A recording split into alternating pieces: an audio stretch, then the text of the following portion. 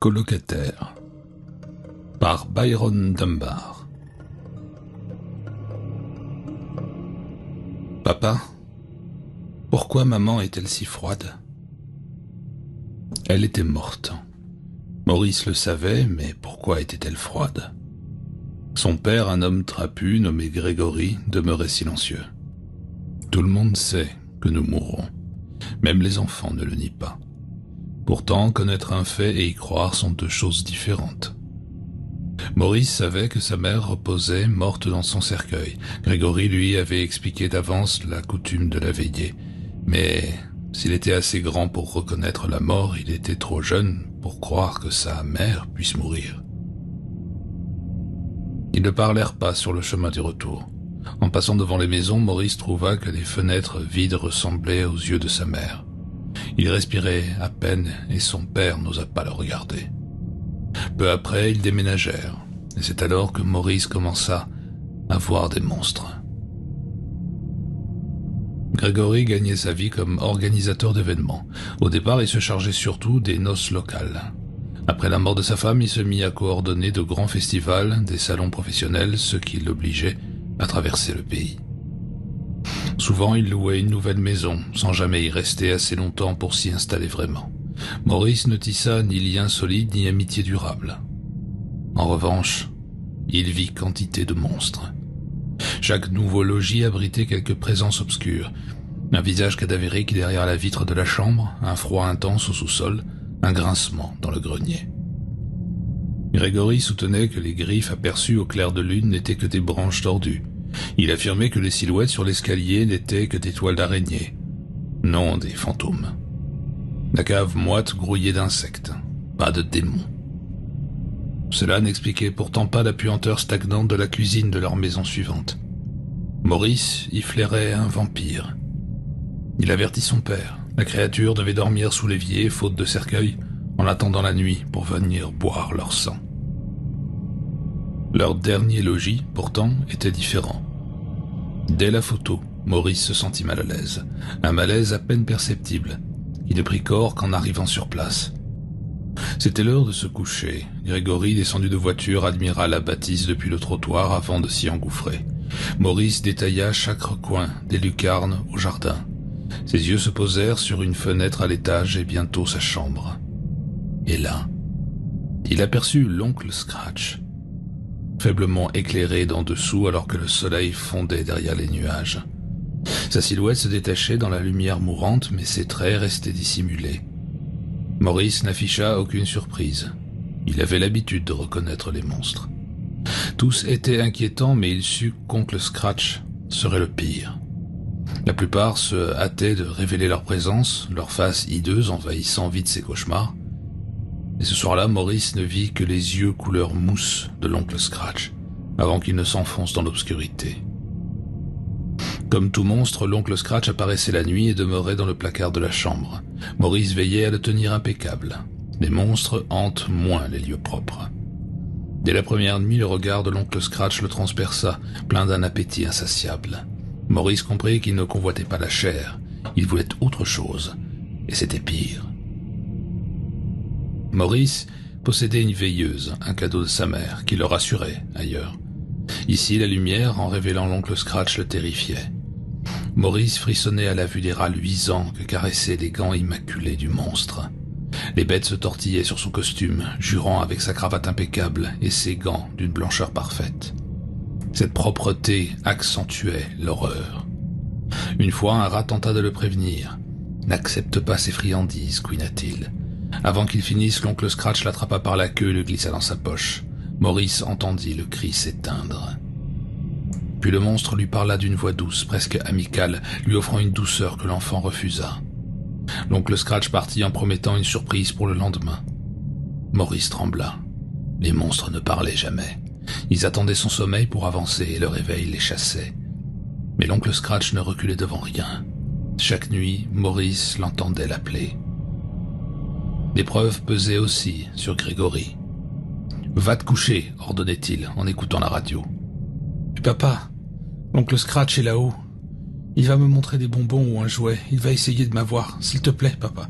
Chaque nuit, je résiste moins et il n'abandonne jamais. » Ton obsession des monstres est épuisante. Ce sont ces magazines pulp que tu lis.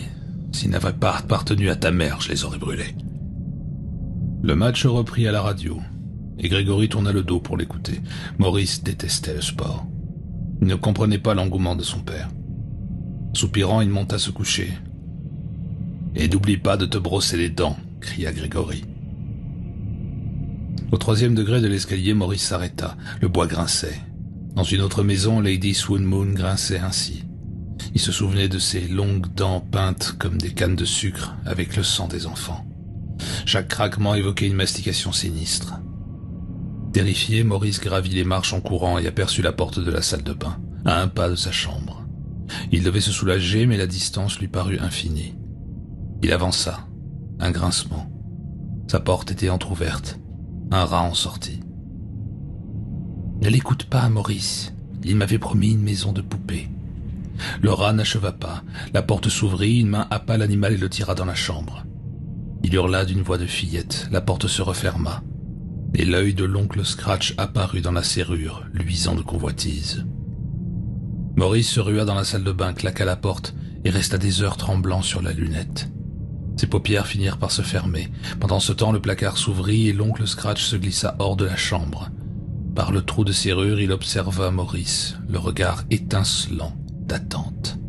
« Bientôt », chuchota-t-il en humectant ses lèvres. En bas, Grégory s'était assoupi devant la radio. Il se réveilla en sursaut, les lèvres tremblantes. Une rediffusion de Lights Out passait. Il l'éteignit et la main tremblante alluma une cigarette. Grand Dieu, quel cauchemar! Des gants blancs, des rats, des yeux couleur mousse. Quelqu'un hurlait. Un enfant. Je ferais mieux d'aller voir Maurice, se dit-il. Il monta, traversa le couloir et entra dans la chambre. Mon Dieu!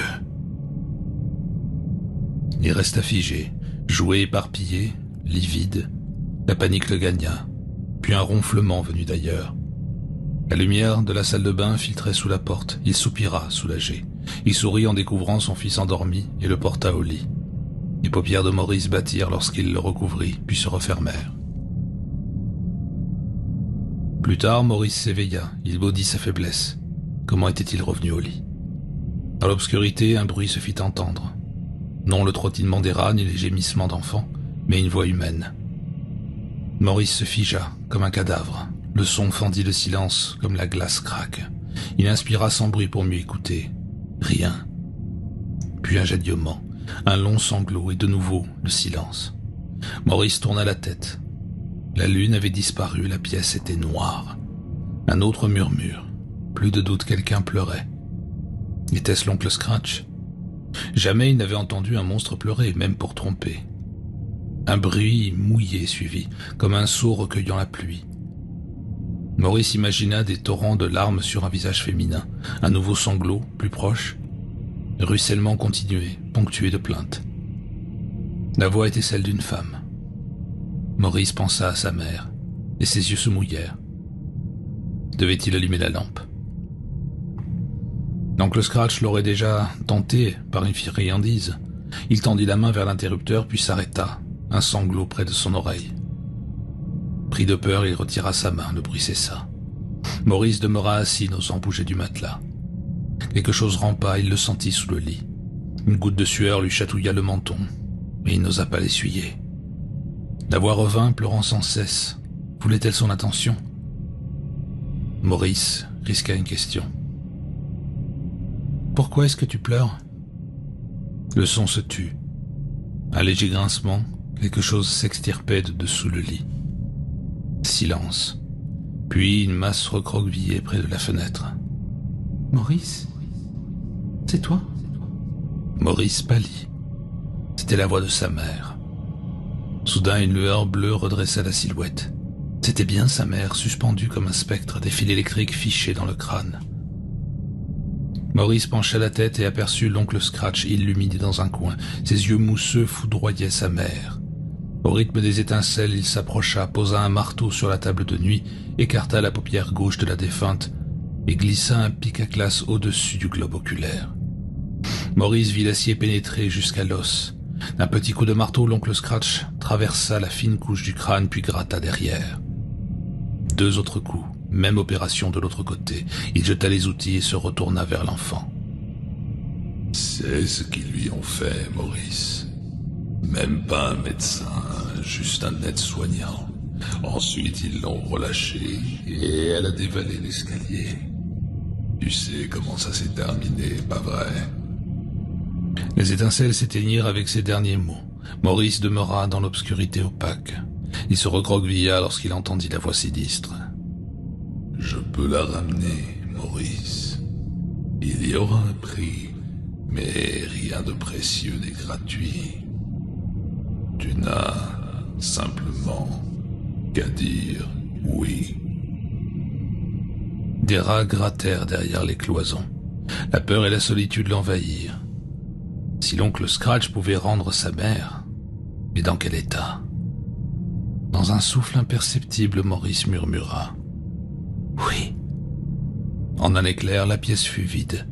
Maurice alluma la lumière, chercha sa mère sous le lit et la trouva affalée, bavant, l'esprit détruit. Il se blottit contre elle, pleurant en lui caressant les cheveux. Ils échangèrent un regard d'horreur. Elle voulut parler, mais seule la salive coula. L'oncle Scratch avait rendu la chair et non l'âme. Soudain, ses mains surgirent, happèrent Maurice et l'enfermèrent dans le placard, seul avec les rats. Il est temps de payer le prix. Quand un enfant disparaît, interrogez les parents et la procédure. La police fit monter Grégory dans la voiture. Par la vitre, il jeta un dernier regard à la maison. Son regard monta jusqu'à la fenêtre de la chambre de Maurice. Avant le départ, il aperçut un rat sur le rebord de la fenêtre. Le spectacle le troubla sans qu'il sache pourquoi. Tant mieux que son ouïe fût ordinaire. S'il avait eu l'oreille fine, il aurait pu entendre une voix piailler. « Papa, aide-moi, s'il te plaît, papa. » I would say that makes you disqualified. You sound like shit. Gosh I heck. was thinking about killing a camel. I guess that makes us even. Yeah. I don't know what else to do. I'm also looking. I found a dog. You found a dog? I mean, I fed the dog. Yeah. Okay. I need to I find see a a bunch of dog. horses. I can't like interact with them. You can't They're just ride them? standing. No. No, I could interact with mine. City horses, I guess. 50 horses? City horses? Oh, city horses. I see. Yeah, so I can't interact with them. Okay. Okay. We can also. I don't know. I also collected a special chest. Oh. I think I collected a lot of chests. I thought that was gonna be. Oh, and I also used the Mystic Spheres. I became a snowman. Nice. I didn't cheat! Get that. I don't know. Moose! No, how dare you? You don't know what? I don't know what to tell these people. Somebody just resubscribed to my channel. A moose, for God's sake. That counts as interacting with an animal as well. Right? And they called me an unethical cheating streamer. Even though I didn't do anything unethical and I did not cheat. Yeah, no, I think Lou is fine, guys. And their name was Moose. How is that not interacting with a freaking animal? Yeah, I just went invisible, so I just used the mystic skill. Oh, another animal. Oh no, that's not an animal. Wait, That's really? a chest. No. Sorry, from a distance it looked like a deer. What's this? Oh, I found another cat. Oh god, what does this cat want from me?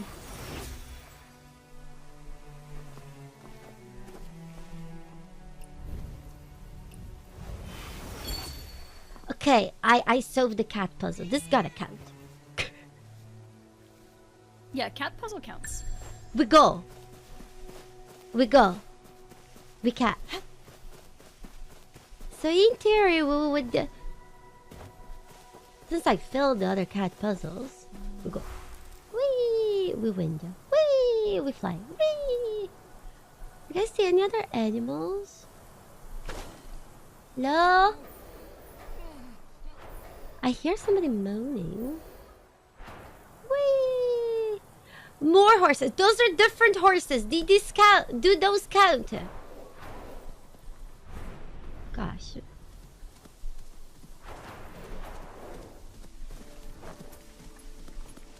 So many ticks. You think we could get ticks here? Hold on, hold on. How far are you? I have so I found like 3 animals, but I've only interacted with 1. Oh, So yeah. I see.